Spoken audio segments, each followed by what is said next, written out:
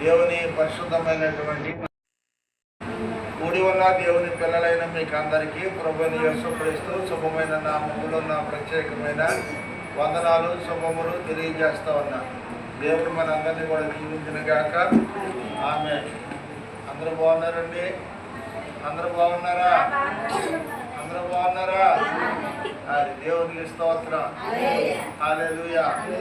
ఎవరైనా బాగోకపోతే ఏదైనా సమస్య ఉంటే తెలియజేసినప్పుడు ప్రార్థనలో పెట్టవచ్చు.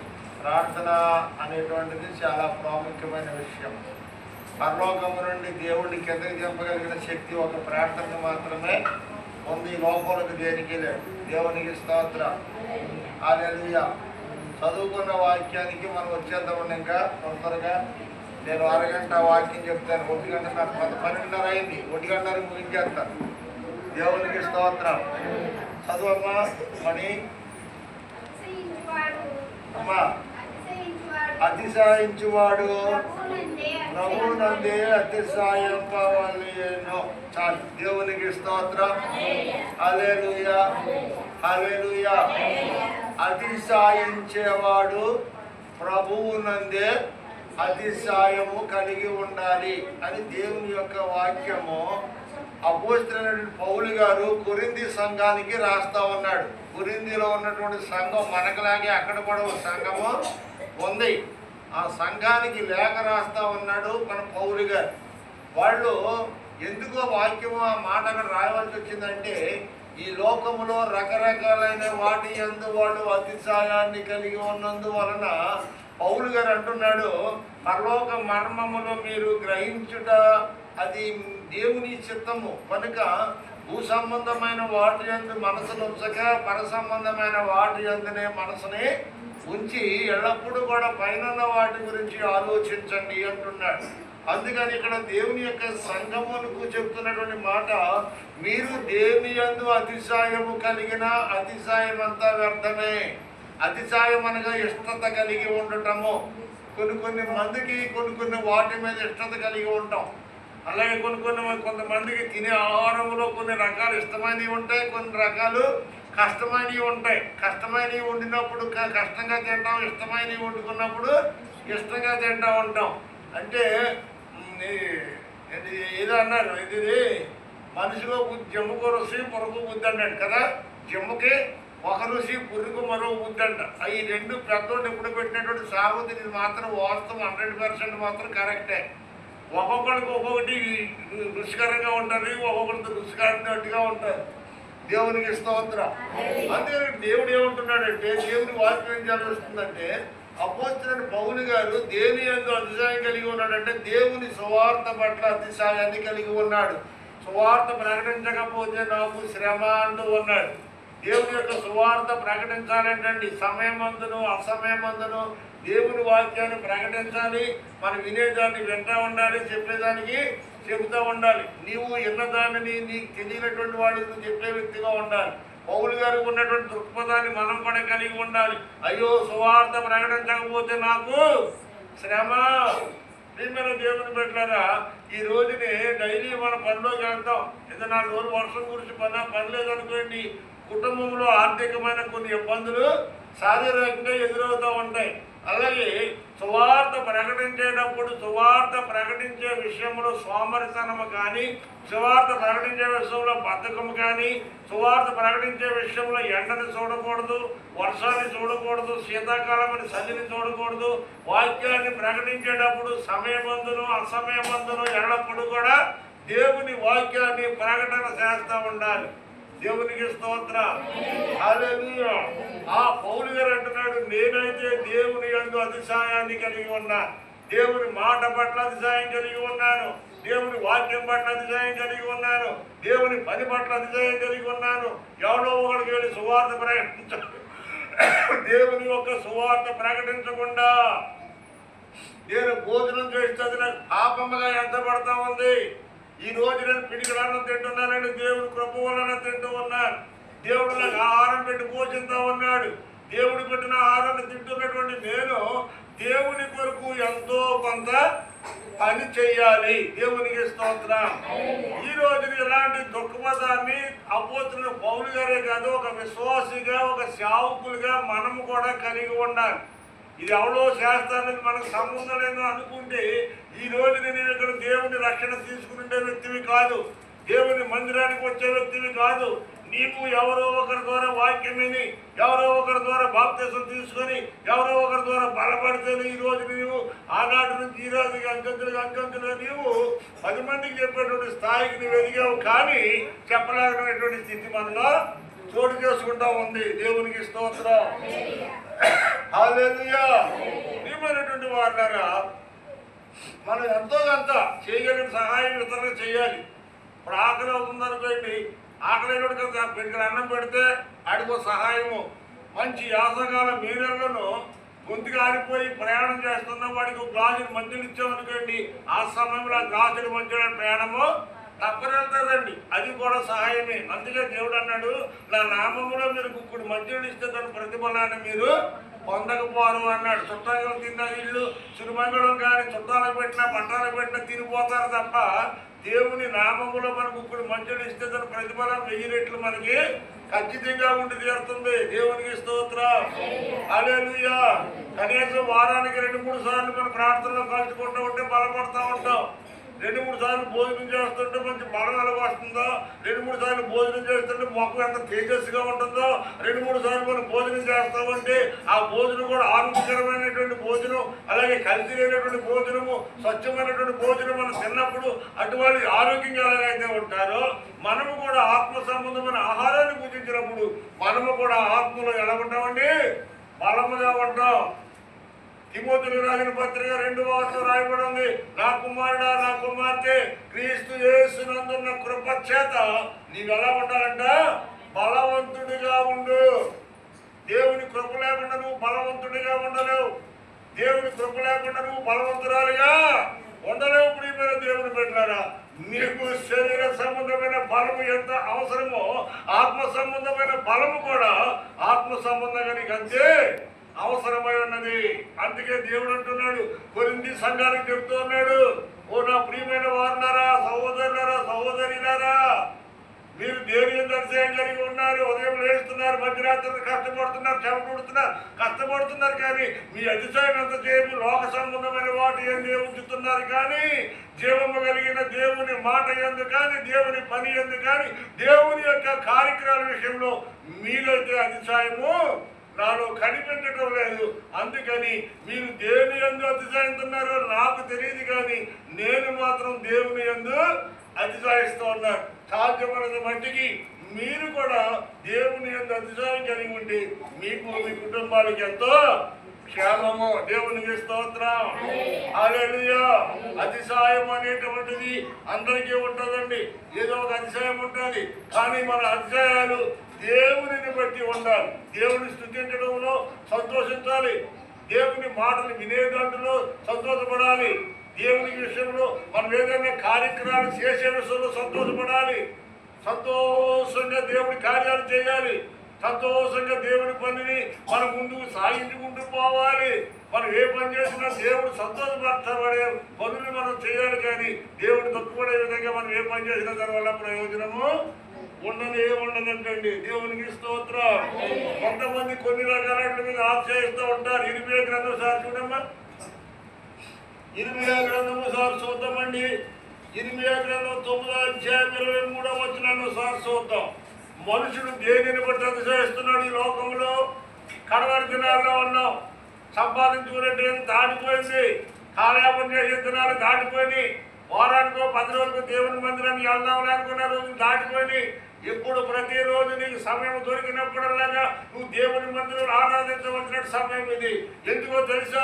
నీ పిల్లలు ఒకవేళ స్వదేశంలో ఉన్నా, విదేశాల్లో ఉన్నా, విదేశంలో ఉన్న క్షేమం ఉండాలని నువ్వు ప్రార్థన చేయాలి. స్వదేశంలో నీ బిడ్డలు ఉన్నారంటే బయటికి వెళ్తున్నారు, వాళ్ళు ఏదో పని మీద బయటికి వెళ్తున్నారు, మళ్ళీ ఏదో పని ఇంటికి రావాలి. వాళ్ళు క్షేమంగా వెళ్ళి మళ్ళీ క్షేమంగా రావాలంటే ఇంటిలో నీ ప్రార్థన ఉండాలి. రోదన చేసే స్త్రీ ఉండాలి, ఇంటిలో రోధించే స్త్రీ ఉండాలి, దంగలాడిచే స్త్రీ కావాలి.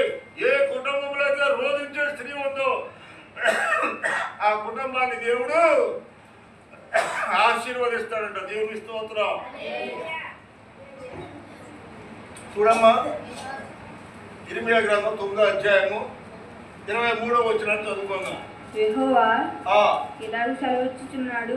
జాగ్రత్తగా వాక్యమేనండి. యెహోవా ఇలాగ సెలవిచ్చుచున్నాడు. ఇలాగును సెలవిచ్చుతున్నాడు. తీసారా? మైకి తీసేయి. జ్ఞాని తన జ్ఞానమును బట్టి సూర్యుడు తన సూర్యమును బట్టి అతిశయింపకూడదు. ఏముంది ఇక్కడ? ఐశ్వర్యవంతుడు తన ఐశ్వర్యాన్ని బట్టి అతిశయపడకూడదు. ఇప్పుడు చదువుకున్న మాటలు 3 రకాలు కనపడుతున్నాయి. ఏంటి? మొట్టమొదటిది ఏంటి? మొట్టమొదటిది ఏంటన్నా? జ్ఞానము. దేవునికి స్తోత్రం. హల్లెలూయా. దేని మీద ఆధారపడకూడదు అంటున్నాడు దేవుడు? జ్ఞానం మీద ఆధారపడకూడదంటండి. ఈ రోజు యుద్ధాలు జరుగుతున్నాయి. వాళ్ళకి ఎంతో గొప్ప జ్ఞానవంతులు వాళ్ళు, జ్ఞానము కలిగిన వాళ్ళు. ఒక బాంబు ఈశ్వరండి మొత్తం దేశం అంతా కూడా రెప్పేసి రెప్పపాటులో నేలమట్టం అయిపోతుందండి. రెప్పేసి రెప్పపాటులో అనేక మంది వేల ప్రాణాలు గాల్లో కలిసిపోతున్నాయి. ప్రియమైన వారులారా, అంత జ్ఞానం కలిగిన వాళ్ళు, అంత ఏజం కలిగిన వాళ్ళు, కానీ వాళ్ళు దేని మీద ఆధారపడ్డారంట? జ్ఞానం మీద ఆధారపడ్డారు. దేవుడు అంటున్నాడు, జ్ఞాని తన జ్ఞానం మీద ఆధారపడక. ఏమన్నాడు మనుషులు? జ్ఞాని తన జ్ఞానం మీద అతిశయపడకూడదు. నేను జ్ఞానవంతుడిని, నేను జ్ఞానవంతురాలని, వాళ్ళు చెప్పింది నేను వినట్లే, వీళ్ళు చెప్పింది నేను వినట్లే, అన్నీ నాకు తెలిసినటువంటి ఆ ఆలోచన ఎప్పుడు కూడా మనలోనికి రాకూడదంటండి.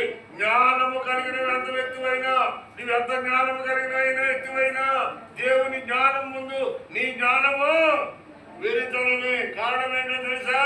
దేవుని జ్ఞానము కంటే నీ జ్ఞానము ఎంతో తక్కువ, ఎన్నో వేల రెట్లు తక్కువ. నువ్వు జ్ఞానిదని అనుకోవద్దు, నీ జ్ఞానం మీద ఆధారపడవద్దు. కొంతమంది జ్ఞానం మీద ఆధారపడతారు, జ్ఞానం పట్ల అతిశయపడతారు. మీ అందరూ ఏంటంటే మెరుగులే, మీ అందరూ ఏంటంటే నాకు పర్వాలేదులే అని అనుకుని తృప్తి పడుతూ ఉంటారు. కానీ వాళ్ళు జ్ఞానము ఎందుకు కూడా పనికి రానటువంటిదని దేవుని వాక్యం జన్మిస్తూ ఉంది. దేవునికి స్తోత్రం. హల్లెలూయా. జ్ఞానం మీద ఆధారపడుతున్నావేమో, జాగ్రత్త ప్రియా.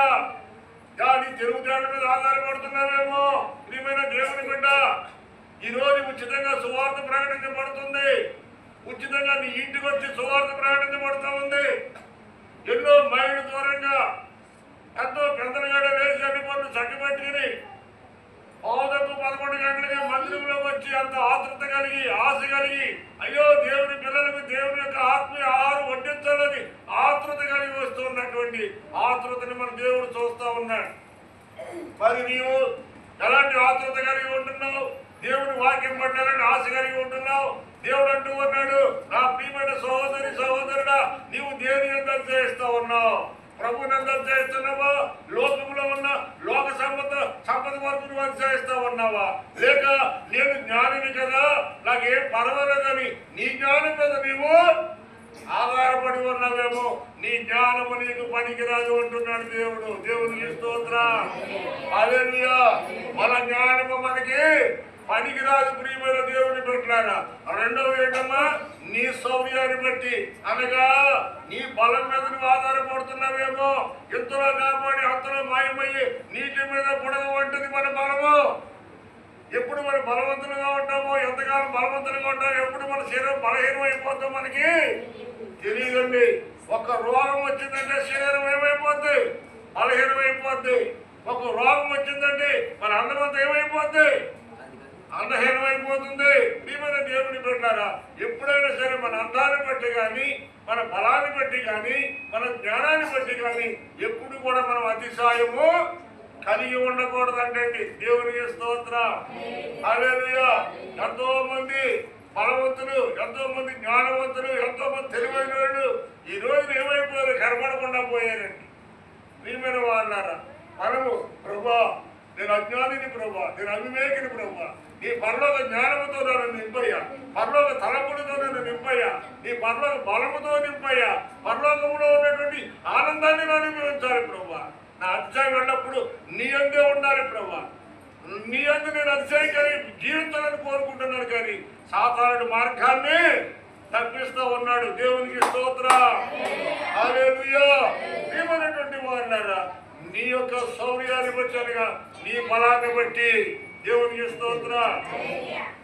మంచి భక్తుడు మాట రాశాడు, బలము చూసి భంగపడకుమా,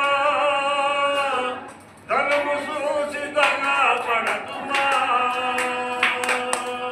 బలము చూసి భంగపడకుమా, ధనము చూసి పడకుమా,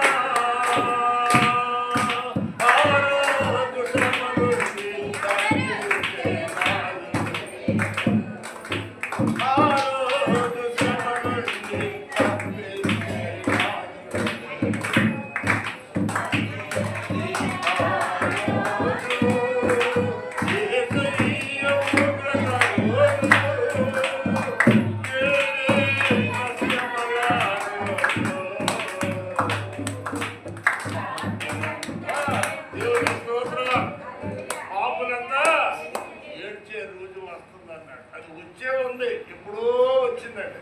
జరుగుతూ ఉంది. అంచేత నీ ధనం మీద ఆధారపడద్దు, నీ బలం మీద ఆధారపడద్దు, నీ చెరువుజాట్ల మీద ఆధారపడద్దు అని దేవుడు ఇర్మియా ద్వారా మనకి తెలియజేస్తూ ఉన్నాడు. ఈ ఇర్మియా గ్రంథములో ఈ యొక్క 9వ అధ్యాయంలో 23వ వచనములో దేవుని యొక్క ప్రవక్త ద్వారా దేవుడు ఈ రోజు మనకి మాట్లాడుతూ ఉన్నాడు. మనం దేని మీద అధ్యాయపడుతూ ఉన్నాం? బలం మీద అధ్యాయపడుతున్నాము, ధనం మీద అధ్యాయపడుతున్నాము. ప్రియమైన దేవుని పెట్టారా, నీ ఐశ్వర్యము అంటున్నాడు. చూడక రాయబడి ఉంది. దేవునికి స్తోత్రం. 3 రకాలు చెప్తున్నాడు ఇక్కడ. ఎన్ని రకాలు? 3 రకాలు చెప్పాడు. మొట్టమొదటి జ్ఞాని అనుకోవద్దు. రెండోది సూర్యుడు అనగా నీ యొక్క బలం మీద నువ్వు ఆధారపడవద్దు. 1 జ్ఞానం మీద ఆధారపడవద్దు, 2 బలం మీద ఆధారపడవద్దు, 3వది నీ ఐశ్వర్యం మీద ఆధారపడకూడదు. ఐశ్వర్యం రెక్కల కట్టుకుంటున్నాడు వెళ్ళిపోద్దండి. ఎలాగైతే వస్తుందో అది అలాగే వెళ్ళిపోద్ది. రెక్కల కట్టుకుంటూ వెళ్ళిపోద్ది. ఐశ్వర్యాన్ని నమ్ముకున్న వాళ్ళు ఎంతోమంది భద్రం అయిపోయారు. డబ్బు రావటం ఎంత సులువుగా వస్తుందో పోయేటప్పుడు అలాగే వెళ్ళిపోద్దండి. డబ్బు ఏమి శాశ్వతం కాదు. ధనాన్ని బట్టి అది చేయొద్దు, ధనాన్ని బట్టి నువ్వు ఆనందించొద్దు. ఈ ధనము నీతో పాటు నిత్యము నివాసం ఉంటుందని నీవు అనుకుంటున్నావేమో, కానీ ఈ రోజున మనం ఎక్కడ యుద్ధాల్లో మనం చూస్తూ ఉన్నాం. బంగారాలు ఎన్నెన్నో కేజీల లెక్క బంగారాలు ఎన్నెన్నో ఉన్నాయి. డబ్బుకి బంగారానికి వెండికి ధనధాన్యానికి వాళ్ళకి ఏమీ లోటుపాట్లు లేవు. కాబట్టి మన వాళ్ళు పారస్పర్యం చేస్తున్నారని దేవునికి స్తోత్రం. హల్లెలూయా. వాళ్ళు మనోళ్ళే, ఎవరు మనోళ్ళే, అదే బయట వాళ్ళే కాదండి. ఆడు ఈయన కూడా ఇద్దరు కూడా ఇబ్రాహీం ప్రవక్త సంతానమే, అబ్రహాం సంతానము, ఇస్మాయేలు కాబట్టి దేవుని జనాంగము. ఇసాకు నుండి వచ్చిన వాళ్ళు అమెరికా వాళ్ళు అయితే, ఇస్మాయేల్ నుంచి వచ్చిన వాళ్ళు ఆఫ్రికా వాళ్ళు. ఏళ్ళకి తండ్రి ఒక్కడే, తల్లిని వేరు కానీ తండ్రి ఒక్కడే. తండ్రి వేరు ఒక్కడే కానీ తల్లిని బట్టి ఈ అన్నదమ్ములు ఇద్దరు ఏం చేస్తున్నారంటండి?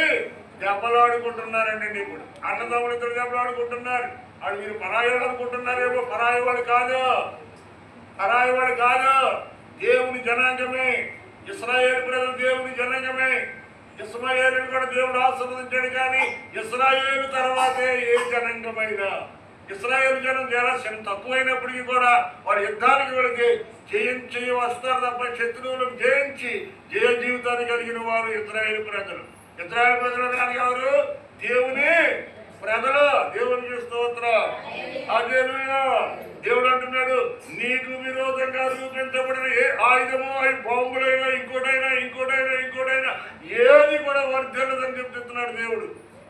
ఇశ్రాయేలుకి విరోధంగా రూపించబడిన ఏ ఆయుధమో, లేక నీకు విరోధంగా రూపించబడిన ఏ ఆయుధమో వర్ధిల్లదు. కారణం ఏంటంటే నీవు నమ్ముకున్న దేవుడు జీవము కలిగిన సైన్యములకు అధిపతియగు యెహోవా దేవుడే. దేవునికి స్తోత్రం.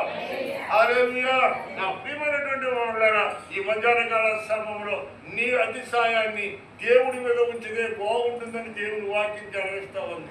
ఈరోజు నీ యొక్క ఆలోచన, నీ యొక్క స్థితిగతులు, నీ మనసు, నీ యొక్క స్థితిగతుల్ని ఎవరి మీద పెట్టిన ఆనుకుని జీవిస్తూ ఉన్నావు నాకైతే తెలియదు. కానీ అపోస్తలుడు పౌలు గారు అంటున్నాడు, నేనైతే ప్రభువునందు అతిశయిస్తా ఉన్నా, ప్రభువునందు అతిశయం కలిగి ఉన్నా. 365 రోజులు దేవుడికి ఇచ్చాడు. అయ్యో దేవుని కొరకు నేను ఏం చేస్తే బాగుంటుంది, దేవుని కొరకు నేను ఏం చేస్తే బాగుంటుంది, దేవుని కొరకు నేను ఎలా జీవిస్తే బాగుంటుంది, దేవునికి సన్నిహితంగా దేవుని పనిలో నా పాలిభాగస్తులుగా నేను ఉండాలి, దేవుని యొక్క దీవుని నేను పొందుకోవాలి, దేవుని యొక్క ఆశీర్వాదాలు పొందుకోవాలి. నేను నా దేవుని యందు తప్ప ఈ లోకంలో నాకు కనిపించే దేవుని యందు నేను అతిశయించకుందును గాక. దేవునికి స్తోత్రం. హల్లెలూయా. ఈమెన దేవుని బిడ్డలారా, మొట్టమొదట నీ యొక్క అతిశయము ఎవరి మీద ఉండాలంట? దేవుని మీద ఉండాలి. రెండవది జ్ఞానం కలిగే నీ జ్ఞానం మీద ఎప్పుడు కూడా ఆధారపడకూడదు. మూడవది నీ బలం మీద నువ్వు ఆధారపడకూడదు. బలం యారు ఉంటుంది రేపు పోతుంది. ఒకప్పుడు పరిగెత్తినప్పుడే కానీ ఇప్పుడు మామూలుగా నడవడానికే ఇబ్బంది పడుతూ ఉంది. ఆలోచన రావడానే కాదు, మనం కూడా అంతే. ఒకప్పుడు మనం పరిగెత్తిన వాళ్ళమే, ఇప్పుడు నేను ఉన్నాడు పరిగెడతాడు. ఇప్పుడు పరిగెడతాడు నేను సత్యంగా పరిగెత్తాడు. మనం అందులో అంత పరిగెడతాడు, ఆడు పరిగెడతాడు. రాజాగారు పరిగెడతాడు ఆయన. ఎందుకని ఆయన ఓపుగా తగ్గిపోయింది. ఇప్పుడు మీరు ఏమంటే మంచి టెన్త్లో ఉన్నాడు, ఆయన ఏమో ఓల్డ్ అయిపోయాడు. ఆయన అండి డౌన్ అయిపోయిన బ్యాటరీలో ఆయన ఉన్నాడు. ఇప్పుడు ఛార్జింగ్ పెట్టుకున్నా బ్యాటరీ ఈడు అంచేత అన్ని విషయాలు మనకి ఉపయోగకరంగా ఉండాలంటే ఛార్జింగ్ పులిగా ఉండాలి. ఛార్జింగ్ పులిగా ఉండాలంటే శరీరాన్ని బట్టి కాదు, మన శరీరాన్ని బట్టి. అయ్యో నేను ముసలిదాన్ని అయిపోయాను, ముసలోడిని అయిపోయాను. ముసలిదాని అయినా ముసలోడు అయినా శరీరం సంబంధించింది కానీ ఆత్మ సంబంధించింది ఓ ముసలరకము కాదు. అందుకే దేవుడు అంటున్నాడు, నా పిల్లలారా అని పిలుస్తున్నాడు దేవుడు. 50 సంవత్సరాల అమ్మాయిని ఏమన్నాడు? నా పిల్లలారా. 70 సంవత్సరాల తాతనే నా పిల్లలారా అని పిలుస్తున్నాడు. కానీ తాతయ్య అని పిలవట్లేదు ఆయన. కారణం ఏంటో తెలుసా? తల్లిదండ్రులకు బిడ్డలు ఎప్పుడు కూడా చిన్నపిల్లలే. మన పరలోక తండ్రికి మనం ఎప్పుడు కూడా చిన్నపిల్లలమే. దేవునికి స్తోత్రం. హల్లెలూయా. అంచేత నా పిల్లలారా దేవుడు పిలుస్తూ ఉన్నాడు. ప్రియమైన దేవుని బిడ్డ, నువ్వు దేవుని యందు అతిశయపడుతున్నావు వద్దు. ఎంతకాలం దేవుని మీద అతిశయపడ్డావు వదిలిపెట్టాయి. ఇక ముందైనా రాబోయే రోజులు భయంకరమైన దినాలు, దుర్దినాలు రాబోతూ ఉన్నాయి, శ్రమల కాలం రాబోతుంది. పరిగెట్టవలసి వస్తుంది నీ ప్రాణం దాచుకోవడానికి. ఇప్పుడు నువ్వు డబ్బు కోసం పరిగెడుతున్నావు, కానీ రేపొద్దున నీ ప్రాణం కోసం పరిగెట్టవలసిన రోజు ఒకటి ఉంది. నువ్వు సంపాదించుకున్న డబ్బు నీ ప్రాణాన్ని కాపాడదండి. దేవునికి స్తోత్రం. హల్లెలూయా. నా ప్రియమైనటువంటి వారులారా, కీర్తన గ్రంథం చూద్దామండి. కీర్తన 105:3 కూడా చూద్దాం. ఏముంది అక్కడ? కీర్తన 3:5 ఏముంది? 105:3 ఆయన పరిశుద్ధ నామమును బట్టి అతిశయించండి. దేవునికి స్తోత్రం. దేవుని బట్టి అతిశయించమంటున్నాడు దేవుడు. ఆయన పరిశుద్ధ నామమును బట్టి, ఆయన పరిశుద్ధ కార్యములను బట్టి, ఆయన పరిశుద్ధమైనటువంటి గొప్ప గొప్ప కార్యములను బట్టి మీరు అతిశయించండి, ఆనందించండి, సంతోషించండి అని చెప్తూ ఉన్నాడు. ప్రియమైన దేవుని బిడ్డలారా, దేవుని కార్యముల పట్ల మనం అతిశయం కలిగి ఉంటాం. దేవునికి స్తోత్రం. హల్లెలూయా. మన జనవరి 1 చక్కగా మీటింగ్ పెట్టుకున్నాం, అయిపోయింది. ఇప్పుడు మళ్ళీ వస్తుంది వచ్చే నెల 1వ తారీఖు, వచ్చే నెల 5వ తారీఖు మళ్ళీ మొదటి ఆదివారం ఏమవుతుందమ్మా? ఈస్టర్ పండుగ వస్తుంది. దేవునికి స్తోత్రం. అయ్యో మొన్న సంక్రాంతి ఖర్చు పెట్టుకున్నాం, ఎంత డబ్బు ఇచ్చాం, అప్పుడు ఈస్టర్ పండుగ వచ్చేసిందా? మళ్ళీ ఇవ్వాలి. మళ్ళీ 9 నెల ఆగస్టు నెల అయిపోతే సెప్టెంబర్ నెల, మళ్ళీ 3 రోజులు కోసం ప్రార్థనలో, మళ్ళీ మొన్నే కదా ఈస్టర్ పండుగ అయింది, మళ్ళీ ఇంటికి ఇవ్వాలా. అయిపోయిన తర్వాత మళ్ళీ ఏమవుతుందంట? 25వ తారీఖు క్రిస్మస్. ఈయన అంతమాలు ఆ పండుగ ఈ పండుగ ఈ పండుగ ఆ పండుగ అని మనకి ఇసుకొచ్చేస్తుంది. కానీ మన ఇళ్ళలో ఏడు శుభ్రాలు జరిగితే ఎన్ని కార్యక్రమాలు జరిగినా మనకి ఇసుక అనేటువంటిది రాదు. దేవుడు ఏం చెప్తున్నాడు? నీవేదైనా అతిశయం కలిగి ఉంటే నా పనుల యందు నమ్మకంగా ఉండు, నా పనుల పట్ల అతిశయం కలిగి ఉండు, నా పనుల చేయటి ఎందుకు నువ్వు సంతోషంగా ఉండమంటున్నాడు. అందుకే 105వ కీర్తన 3వ వచనంలో అన్నాడు, ఆయన పరిశుద్ధ నామమును బట్టి. దేని బట్టంట? దేని బట్టమ్మా? ఆయన పరిశుద్ధమైన నామమును బట్టి ఏం చేయాలి? ఇప్పుడు మనం అతిశయము కలిగి ఉండాలి. దేవునికి స్తోత్రం. ఈ రోజంతా మీకు అతిశయం అనే మాట గురించి చెప్తున్నా. అతిశయము దేని బట్టి అతిశయం చేయండి? కొంతమంది పట్టు చీరలను బట్టి అతిశయిస్తూ ఉంటారు, కొంతమంది చెవు కమ్ములను బట్టి ఆనందిస్తూ ఉంటారు, కొంతమంది మెడలో ఉన్న బొందులను బట్టి ఆనందిస్తూ ఉంటారు. 10 కేజీల బంగారం ఉన్న ఇంకో కేజీ బంగారం కొనుక్కుంటే వదిలిపోయి బంగారం అర్థంగా పెరిగిపోయింది. 10 గ్రాములు ఇప్పుడు 2 లక్షలు అంటున్నారు. అయ్యో 10 గ్రాముల బంగారం 10,000 ఉన్నప్పుడు కొనుక్కోలేకపోయిందని బాధపడేవాళ్ళు కొంతమంది ఉన్నారని లేకపోలేదు. దేవునికి స్తోత్రం. హల్లెలూయా. కొందాం అనుకున్నప్పుడు ఏమో డబ్బు లేదు, ఇప్పుడు కొందాం అనుకుంటేనేమో కొనేందుకు అందుబాటులో బంగారం లేదంటే. దేవునికి స్తోత్రం. అంచేత బంగారం పట్ల అతిశయించే వాళ్ళు ఉన్నారు, ఏమండి వెండి పట్ల అతిశయించే వాళ్ళు ఉన్నారు, చివరికి మరి పట్టుకునే బట్టలు ఎందుకు అతిశయించే వాళ్ళు ఉన్నారు, రకరకాలుగా అతిశయం కలిగిన వాళ్ళు ఉన్నారు. కానీ ఎన్ని అతిశయాలు ఏదో ఒక రోజు విడిపెట్టవలసిందే అని దేవుడు అన్నాడు. దేవుని పరిశుద్ధ నామమును బట్టి మీరు అతిశయం కలగండి. దేవునికి స్తోత్రం. హల్లెలూయా. ఏమనుకుంటున్నారు? ఈ నెల ఏదైనా మీటింగ్ పెట్టుకుంటే బాగుంటుంది, 2 రోజులు 3 రోజులు అనుకుంటున్నాను. పెట్టుకుందాం అంటారా? 2 రోజులు 3 రోజులు మీటింగ్ పెట్టుకుందామా అండి? ఎప్పుడు లేదో ఇప్పుడు అంటారా? దేవునికి స్తోత్రం. హల్లెలూయా. అపోస్తలుల కార్యాల గ్రంథం 2వ అధ్యాయం 41-42 చూస్తుంటే అపోస్తలుల కాలంలో ఏం చేసేవారంటండి? ఖాళీగా ఉండేవారు కాదంటండి. ఖాళీగా ఉంటే శుభ్రంగా తినేసి టీవీలు కూడా ఉంచినవారు కాదా? టీవీలు లేవు, ఫ్యాన్లు లేవు, తినడానికి సౌకర్యం ఆ రోజులు ఆడకు లేదు. దేవుడు ఆడకు లేను, ఆ ఆడకు లేని సౌకర్యాన్ని దేవుడు ఈ రోజున మనకి ఇచ్చాడు. దేవునికి స్తోత్రం. చదవసారి చదవగలిగితే చదవండి. అపోస్తలుల కార్యముల గ్రంథం 2వ అధ్యాయం 41-42 వచనాలు ఏముంది అక్కడ? అమ్మా అమ్మా 41-42. కాబట్టి అతని వాక్యం అంగీకరించిన వారు బాప్తిసము పొందిరి. ఆ దినమున ఏం చదువుతున్నావమ్మా? ఏంటది? 41 2వ అధ్యాయము. అయ్యా వారు రొట్టె ఇరుచుట ఎందుకు అని ఉంటుంది 1వ అధ్యాయమా? అదే చదువు చదువు 42 చదువు. వారు అది ఏ బాధ ఎందు? వీరు అపోస్తలుల బాధ ఎందును, సహవాసం ఎందును, రొట్టె విరుచుట ఎందును, ప్రార్థన చేయటం ఎందును ఎలా ఉన్నారంటే వాళ్ళు ఎడతెగకుండా అంటే ఆకాశం తిరిగిపడినట్టు ఎడతెరుపు లేకుండా వర్షం పడతానే ఉందమ్మా, పనికి ఎలా ఉండదు అంటూ ఉంటాం కదా మనము. వాళ్ళు కూడా అదే చేశారంట. ఏ పని చేశారండి? ఎడతెగక. దేంట్లో ఉన్నారు? ఎడతెగక ప్రార్థన చేయటంలోను, వాక్యము చదువులోను, సహవాసంలో అడ్డగట్టుబడి ఉండే విషయంలోను, రొట్టె విరిచట ఎందును, వాళ్ళందరూ ప్రార్థన చేయడం ఎందును ఎడతెగక ఉన్నారంట. దేవునికి స్తోత్రం. మరి మనం ఎలా ఉంటున్నామంట అమ్మా? మనం ఎలా ఉంటున్నామంట? ఆదివారం మాత్రం 2 గంటలు ఎడతెగక ఉంటున్నాము, కానీ మిగతా 7 రోజులు మనం గాలితో పాటు ఎటు ఇటు ఇటు అటు ఎగిరిపోతా ఉన్నాం కదండి. అదే దేవుడు అడుగుతున్నాడు. వాళ్ళైతే ఎడతెగక ఉన్నారు, కానీ మరి మనం ఎక్కడ ఉండగలుగుతున్నాం? కొన్ని మీటింగ్ పెట్టుకుందాం అంటే మరి కొన్ని పెట్టుకుందాం అయ్యారు, మరి 2 రోజులు 3 రోజులు అంటున్నారా? పెట్టుకున్న కానీ మళ్ళీ ఏం వండుకుంటుందో, నువ్వు అన్న కాడికి ఏదైనా వండుకుంటుందో అని కొంత భయపడుతున్నారు. ఏమండి? దేవుని వాక్యం జలవిస్తూ ఉంది. ఎడతెగని ప్రార్థన. ఎడతెగకుండా కలిసి ఉన్నారు. రొట్టె విరుచుటలో ఎడతెగక ఉన్నారు. రొట్టె విరుచుటం అంటే వాళ్ళందరూ సమిష్టిగా కలిసి వంట చేసుకున్నారండి. ఇది నాది అది నీదని అనుకోలేదు. వాడికి ఉన్నది అట్టుకొచ్చి అపోస్తలుల పాదాలు కూడా పెడితే ఉన్నవాళ్ళు లేని వాళ్ళందరూ సమిష్టిగా అమ్మ రాసింది అక్కడ. వాళ్ళందరూ ఎలా ఉన్నారు? సమిష్టిగా ఉన్నారు. వాళ్ళు కులభేదం లేదు, మతభేదం లేదు, నువ్వు నేననే భేదం లేదు, ఏ భేదం లేకుండా అందరూ ఒక్క మనసు కలిగి ఎడతెగక ఏ విషయంలో ఉన్నారంట? ప్రార్థన విషయంలో. దేవునికి స్తోత్రం. హల్లెలూయా.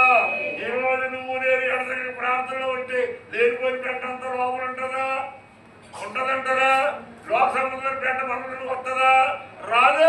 కారణం ఏంటంటే ప్రార్థన లేకపోవడం వల్ల లోకంలో ఉన్న పెంట అంతా మనలోకి వస్తూ ఉందండి.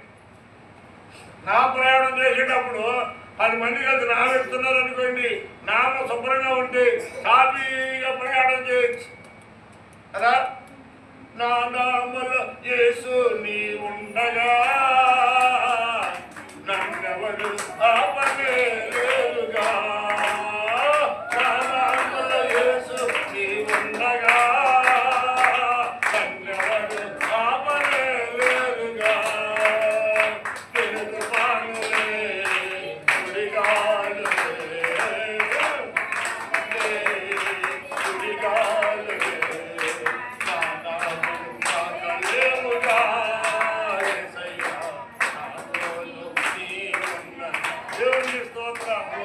యేసయ్య మనతో ఉంటే, యేసయ్య మన నామలో ఉంటే, ఈ దేహం అనే నామలో యేసయ్య ఉంటే శ్రమలైన, కరువైన, కఠినమైన, అప్పులైన, దరిద్రమైన ఇలాంటి తుఫానులు ఎన్ని వచ్చి దేహాన్ని కొట్టినా మనకేమీ కాదు.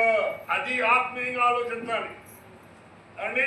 నా నామలో యేసు నీ ఉండగా అనగా, నా నామంటే నా దేహంలో నీ ఉండగా, అవునా? నా దేహంలో నీ ఉండగా శ్రమలని, బాధలని, వ్యాధులని, పెను తుఫానులే, సుడిగాలులే, పెను తుఫానులే, సుడిగాలులే నా నామము తాకలేవుగా. యేసయ్యా నాతోను నీ ఉండగా. దేవునికి స్తోత్రం. ఆయన నీలో ఉండి, నీతో ఉంటే, నీ నామలో ఉంటే ఎన్ని పెను తుఫానులు ఎదురైనా ఏమి చేయలేవండి. దేవునికి స్తోత్రం. హల్లెలూయా. నా ప్రియమైనటువంటి వాళ్ళను ఈ మధ్యాహ్న సభలో ఆయన పరిశుద్ధ నామమును బట్టి నువ్వు అతిశయిస్తే ఎన్ని శ్రమలనైనా, ఎన్ని తుఫానులైనా, ఎన్ని వడగళ్ళు వచ్చినా నీవు తట్టుకోగలిగిన శక్తి నీలో ఉంటాడు. ఈ నామకి ఏముండాలంటే తట్టుకోగలిగిన శక్తి ఉండాలి.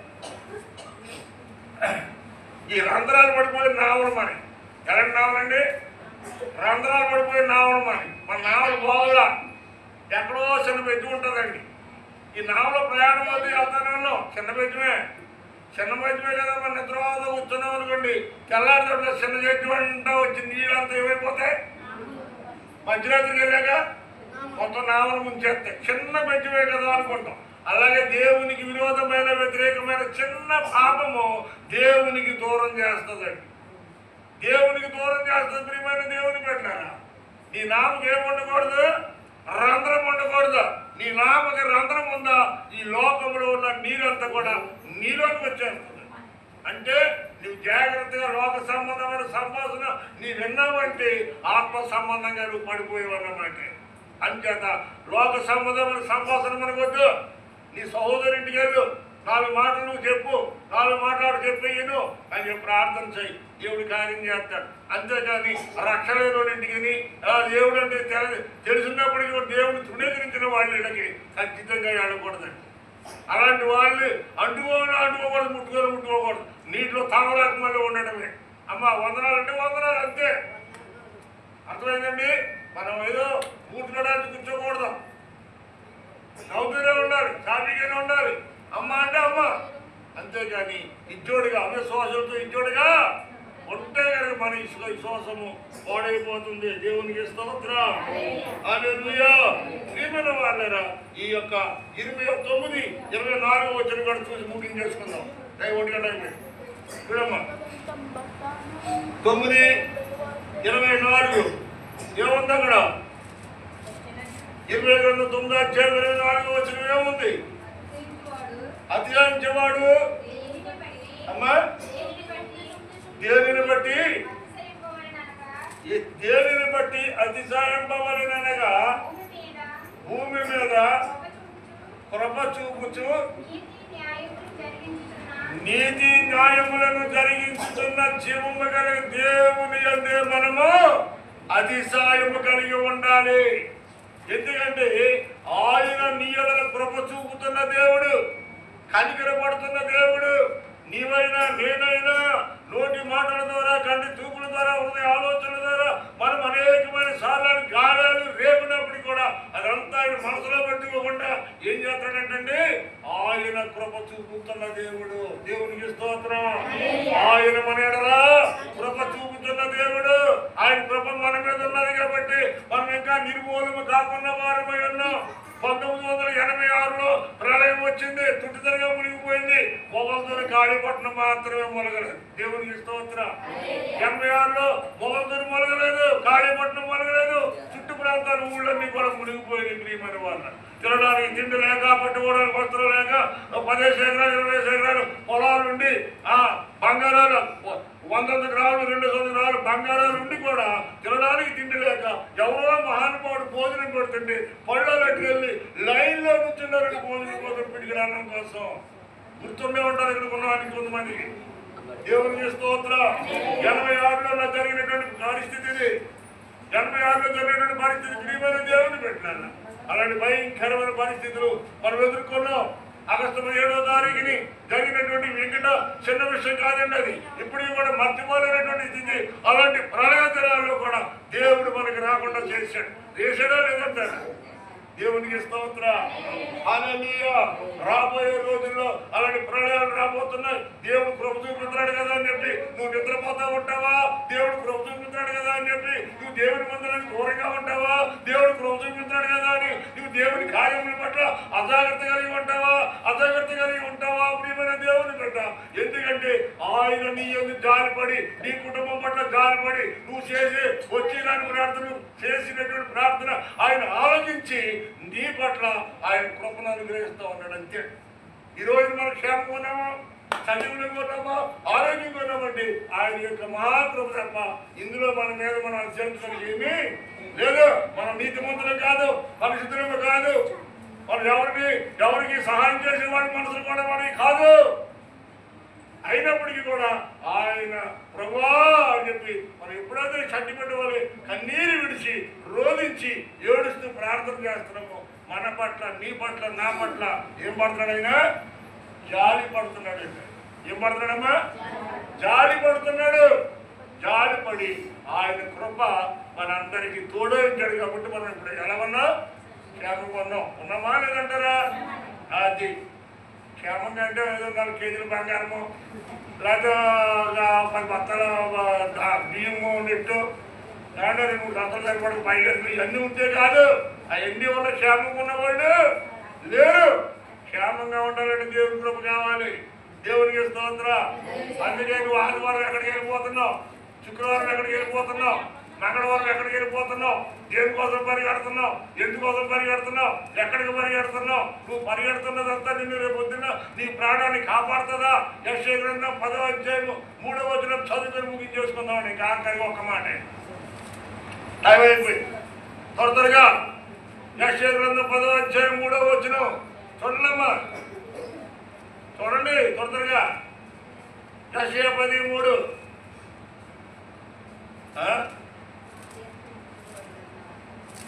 బైబిల్ తీస్తే బైబిల్ చదవాలమ్మా, తీయాలి, చదవాలి. ఇక్కడ చదవాలి. చదువుకుంటా ఏంటి?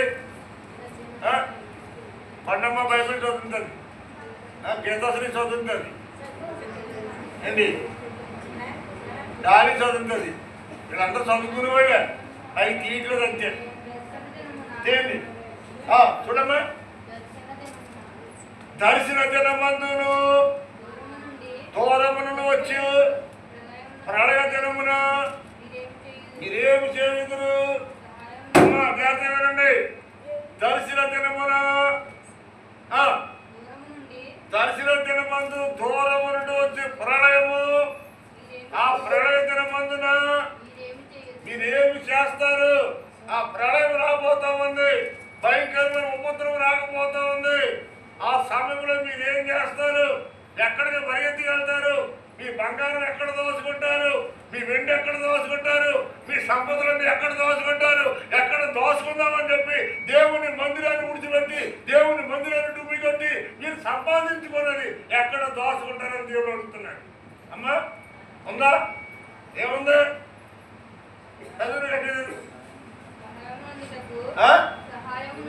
సహాయమునందుటకు మీరు ఎవరి వద్దకి పారిపోతారు?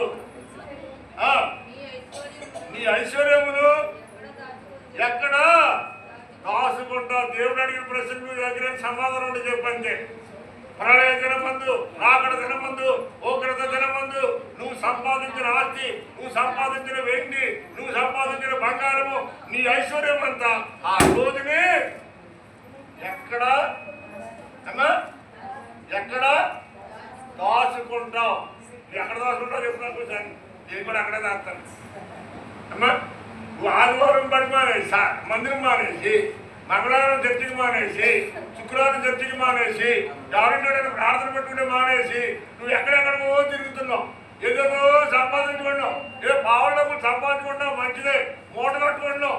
ఆ రాకడ దినాల్లో ఉపద్రవమైన దినాన్ని ఆయన రాకడలో ఆ ప్రళయ దినమందు, దూరం నుండి వచ్చే ప్రళయ దినమందు నీ యొక్క వెండి బంగారాలు, నీ ఆస్తిపాస్తులు, నీ ఐశ్వర్యము ఎక్కడ దాచుకుంటావు అని అడుగుతున్నాడు. అమ్మ అందుకేనా దేవుడు నేను అడుగుతున్నానా? ఎవరు అడుగుతున్నారు ఈ మాట? దేవుడు అడుగుతున్నాడు. నువ్వు ఎక్కడ దాచుకుంటావు? నువ్వు ఎక్కడ దాస్తావు? ఎక్కడ దాయగలవు నువ్వు? ఇప్పుడైతే బ్యాంకులు ఉన్నాయి, బ్యాంకుల్లో దాస్తావు. పెట్టులు ఉన్నాయి, పెట్టుల్లో దాస్తావు. రేపు పొద్దున బ్యాంకులు లేవు, పెట్టులు లేవు. నీవు కోరుకునేటప్పుడు ఏం చేస్తావు తెలుసా? అయ్యా నా డబ్బు నాగేందుకయ్యా, బంగారం నాగేందుకయ్యా, ఇల్లు నాగేందుకయ్యా, ఈ పొలం నాగేందుకయ్యా, ఇప్పుడు నాదో నాదో నాదో అని ఏడుతున్నావే. రేపు పొద్దున్న నా ప్రాణం కాపాడుకుంటే చాలు ఆయన, నా ప్రాణం కాపాడుకుంటే చాలు ఆయన. ఇప్పుడు నా ప్రాణం కాపాడటానికి ఈ లోకంలో ఎవరు లేరయ్యా. అయ్యా నేను సంపాదించుకున్నది నా ప్రాణాన్ని కాపాడలేదయ్యా.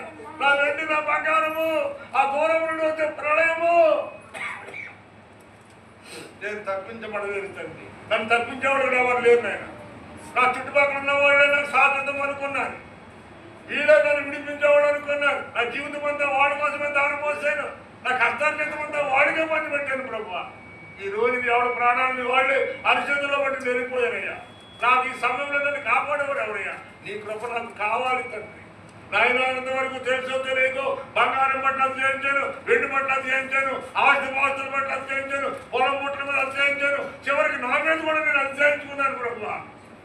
తండ్రి నా అధ్యాయం ఏదైనా ఉంటే నీవై ఉండాలి ప్రభు, నా అధ్యాయం నీవై ఉండాలి ప్రభు. తండ్రి ఇంతవరకు నేను దేవుని మీద అధ్యాయపడి ఉన్నాను, నన్ను క్షమించి ఎక్కడి నుంచి అయినా నీ ఎడల నేను అతిశయం కలిగి ఉండడానికి కృప దయచే ప్రభు అని చెప్పి ప్రభు పాదాలు పట్టుకుని 2 నిమిషాలు ఏడుద్దాం, 2 నిమిషాలు ప్రాధాయపడదాం. ప్రభువా నీ కృప వద్దని నేను బ్రతికి ఉన్నానయ్యా, నీ కృప చేతని నా కుటుంబం క్షేమంగా ఉందయ్యా. ఈ రోజుని ప్రభు నేను నా యొక్క కుటుంబము నీది ఎడల అతిశయం కలిగి ఉండాలని ఆశ కలిగి ఉన్నాను అన్న వాళ్ళందరూ